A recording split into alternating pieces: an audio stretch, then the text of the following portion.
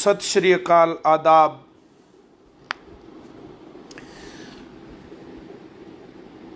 आज कई सूचनाएं जो है धीरे धीरे इकट्ठी हुई और फिर मन आया कि चलो एक वीडियो बनाया जाए और लोगों तक बातें पहुंचाई जाएं। देखो, अंधेरा कितना भी हो पर दिया जलाना कहाँ मना है।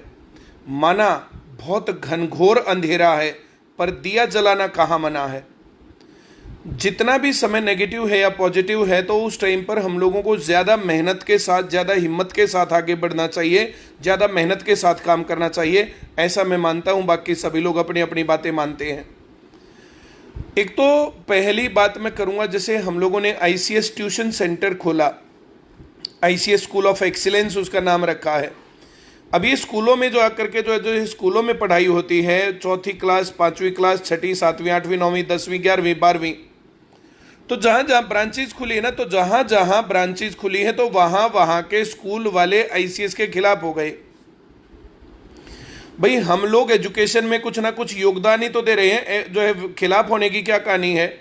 कुछ लोगों को आप लोग पढ़ाओ, कुछ लोगों को हम पढ़ाते हैं। मसला क्या है? मसला है देश में एजुकेशन आगे कैसे बढ़े। मैं बढ़ाऊंगा या तुम बढ़ाओगे या कौन बढ़ाएगा, बात ये थोड़ी ही है। बात ये है कि देश के युवा पढ़ें, बच्चे पढ़ें, उनको अच्छी पढ़ाई मिले। लेकिन स्कूलों ने यूनियन बना ली है, टीचर्स ने यूनियन बना ली है, आईसीएस के खिलाफ बोलते हैं, भाई आईसीएस में नहीं पढ़ना है। आज ही बात मैं कर रहा था तो पता नहीं जो है भला किस प्रकार से वही ऐसी किताबें ऐसा करके वैसा करके। तो स्कूल और स्कूल टीचर्स और प्रशासन पूरी कोशिश में है कि आईसीएस के पास बच्चे ना आए। ऐसा भाई साहब होता नहीं है, ऐसा होगा नहीं। जहाँ पढ़ाई बढ़िया मिलेगी तो बच्चे वहाँ जाएंगे और हम बढ़िया पढ़ाई देंगे और हम कंपटीशन क्रिएट करेंगे स्कूल में भी। और कंपटीशन के मामले में तो अब जो है आईसीएस नंबर 1 है ही, इस पर तो मेरे ख्याल से कहीं किसी को कोई शंका है ही नहीं। इस बात को तो जितने विरोधी हैं, जितने खास बुराई करने वाले लोग हैं, वे भी मानते हैं कि सिलेक्शन कहाँ होते हैं? आईसीएस में। नौकरी कहाँ लगती हैं? आईसीएस में। सबसे ज़्यादा बच्चे कहाँ हैं? आईसीएस में। सबसे ज़्यादा ब्रांचेज कहाँ हैं? आईसीएस में। तो वैसे ही अभी जैसे कंपटीशन में नंबर 1 है ना, वैसे ही स्कूल एजुकेशन में भी नंबर 1 जाने वाला है।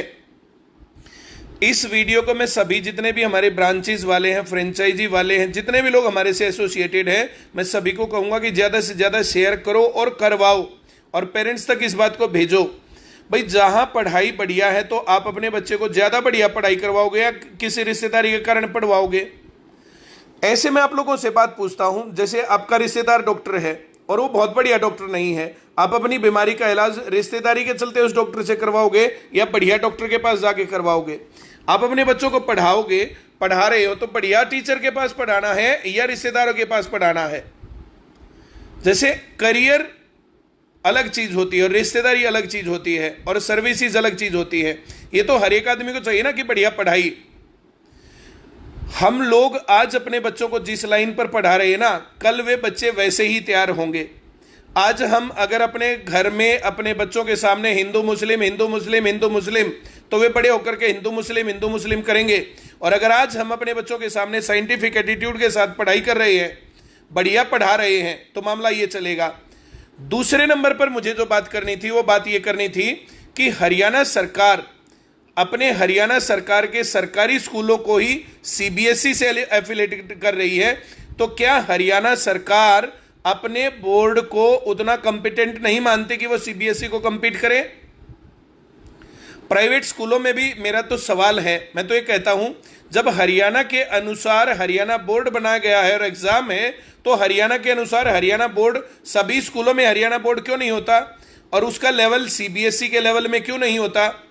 भाई, जहां तक मेरा ज्ञान है, ये क्षेत्रीय बोर्ड जो राज्य के साथ बोर्ड बनाए गए थे हरियाणा में, तो कुछ भाग उसमें हरियाणा का पार्ट डाला जाएगा।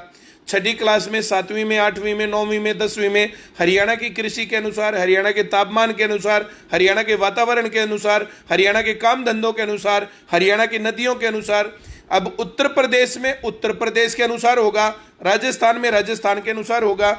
इस कारण से स्टेट बोर्ड बनाए गए थे, हरियाणा बोर्ड, भाई राजस्थान बोर्ड, यूपी बोर्ड। लेकिन इन बोर्डों को खत्म करके अब जो है धीरे धीरे जो है सीबीएसई, तो जो ये क्षेत्रीयता का जो प्रभाव था, जो पढ़ाई में लोकल टच लाना था, इनको कमजोर क्यों कर रही है? और हरियाणा सरकार अपने ही स्कूलों को सीबीएसई से एफिलिएटेड क्यों करवा रही है? मेरा सवाल एक ये है। दूसरा सवाल, दूसरी बात जो आजकल चल रही है कि एचएसएससी एग्जाम अब नहीं लेगा, एनटीए एग्जाम लेगा। एचएसएससी नहीं लेगा, एनटीए, नेशनल टेस्टिंग एजेंसी। जब एचएसएससी एग्जाम नहीं लेगा, हरियाणा बोर्ड एग्जाम नहीं लेगा, तो हरियाणा सरकार अपनी संस्थाओं को मजबूत बना रही है या कमजोर बना रही है? ये सवाल हर एक जिंदा आदमी तक पहुंचना चाहिए और ये वीडियो धीरे धीरे धीरे धीरे हर एक आदमी तक पहुंचनी चाहिए। इसमें काम धंधा ये वो ये अलग कहानी है। मैं सीधी बात ये कह रहा हूं, एचएसएससी एग्जाम नहीं लेगा तो थोड़े दिनों में एचएसएससी नाम का रह गया और एनटीए फिर नेशनल उसके ऊपर रहेगा। हरियाणा सरकार, हरियाणा राज्य, तो हरियाणा के लोगों को कोई तो प्रेफरेंस मिलनी चाहिए। अगर नेशनल बोर्ड अगर ये बनाएगा तो फिर कैसे मिलेगा? ऐसा ही उत्तर प्रदेश में उत्तर प्रदेश के लोगों को प्रेफरेंस मिलनी चाहिए, ऐसा ही राजस्थान में राजस्थान के लोगों को प्रेफरेंस मिलनी चाहिए। क्यों ना मिले? गुजरात में गुजराती, राजस्थान में राजस्थानी। इसमें वहां के लोकल लोग नौकरी लगते हैं तो उनको पता है कि यहाँ प्रॉब्लम्स क्या है, तापमान क्या है, वातावरण क्या है। अगर हरियाणा में गुजरात के लोग आके रहेंगे तो फिर यहां पर कैसे बात बनेगी? हरियाणा के लोग सारे बाहर निकल जाएंगे तो फिर कैसे बात बनेगी? ये जो ड्रेनेज होती है ना, ड्रेनेज, ये गड़बड़ बात है। गांव के गांव खाली पड़े जहां पर अपॉर्चुनिटी नहीं है, युवा लोग काम धंधे करने के लिए बाहर निकलते हैं, गांव खाली पड़ा है, तो ये तो बात सही नहीं है ना। अपॉर्चुनिटी पूरे देश में बराबर होनी चाहिए। क्यों नहीं होनी चाहिए बराबर? हर जगह पर सड़कें बराबर हों, स्कूल बराबर हों, पढ़ाई बराबर हो, सरकारी नौकरियां बराबर हों, बिजनेस काम धंधे बराबर हों। ऐसे क्या दिक्कत है? जो क्षेत्रीयता के हैं, भाई कहीं पत्थर निकालना है, पत्थर अब हरियाणा में है ही नहीं तो कैसे बनेगा? राजस्थान में है तो वहां बनेगा। लेकिन हरियाणा के अनुसार जो हरियाणा में हो रहा है, यहाँ का खान पान, यहाँ के लोकल लोग, उनको आगे प्रमोशन मिलना चाहिए। इस बातों के ऊपर मेरा सवाल है। ये वीडियो मैंने इसलिए बनाई है, एक, शिक्षा को रोकने का भरसक प्रयास, और ये नहीं कि दूसरे लोग, स्कूलों वाले लोग कर रहे हैं। हद हो गई। पेपर हो रहे हैं, बोर्ड के पेपर देखे होंगे, कितनी ताकत लगा करके नकल करवाई जा रही है। पेरेंट्स पैसे दे रहे हैं कि हाँ हमारे से पैसे ले लो और हमारे बच्चों को नकल करवाओ। ये नकल का काम, नकल करके भारत विश्व गुरु बनेगा क्या? नकल के रास्ते पर चीजें आगे बढ़ेंगी क्या? जिंदा लोगों के मन में जिंदा सवाल होने चाहिए और जिंदा सवालों को जिंदा लोगों के बीच में लेके भी जाना चाहिए। अगर आपको लगता है कि ये सवाल सही और जायज है तो इस वीडियो को ज्यादा से ज्यादा शेयर करो। अब 250-300 लोग इस पर जो है लाइव चल रहे हैं, इनको जो है धीरे धीरे धीरे धीरे आगे लाइव करोगे तो बात बढ़िया बनेगी, इनको शेयर करोगे तो बढ़िया बात बनेगी। चलिए आज इस वीडियो में इतनी ही बातें करता हूं, समअप देता हूं। नंबर 1, स्कूल्स और टीचर्स एजुकेशन को क्यों रोक रहे हैं? मेरा पहला सवाल। हरियाणा में हरियाणा बोर्ड को सरकार क्यों उतनी मान्यता नहीं दे रही? सीबीएसई के स्कूल हरियाणा सरकार ही क्यों खोल रही है? नंबर 3, एचएसएससी अगर भर्ती नहीं करेगा तो फिर करेगा क्या? पेपर नहीं लेगा तो एचएसएससी करेगा क्या? इतनी सी बात है। बहुत बहुत धन्यवाद, आभार सभी लोगों का। Thank you very much. जैसा समय नेगेटिव है, ताकत उससे ज्यादा लगानी पड़ेगी। पढ़ते रहिए, पढ़ाते रहिए। जो तैयारी करने वाले लोग हैं ना, साल पढ़ गए छुट्टी कर दी, साल पढ़ गए तुम 1 साल आगे निकल गए सबसे, 2 साल पढ़ गए छुट्टी कर दी, मेरा तो हो ही नहीं रहा। टाइम आने पर सबका होगा। जब तक सिलेक्शन नहीं होता तब तक नहीं रुकना है।